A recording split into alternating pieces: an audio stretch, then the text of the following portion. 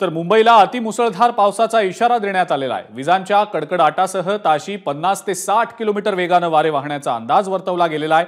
मुंबई, ठाणे, पालघर आणि रायगड या जिल्ह्यांना ऑरेंज अलर्ट, तर रत्नागिरी आणि सिंधुदुर्ग जिल्ह्याला रेड अलर्ट जारी करण्यात आला आहे। रत्नागिरी आणि सिंधुदुर्गात ताशी 205 मिलीमीटरहून अधिक पाऊस कोसळण्याचा अंदाज आहे। उद्याही कोकणात पावसाचं धुमशान पाहायला मिळणार आहे।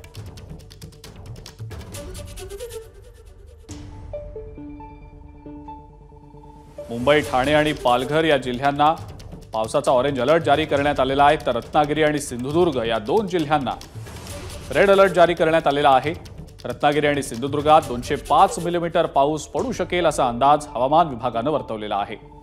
तर मुंबई, ठाणे आणि पालघर या जिल्ह्यांमध्ये 50 ते 60 किलोमीटर वेगानं वारे वाहण्याचा अंदाज आहे।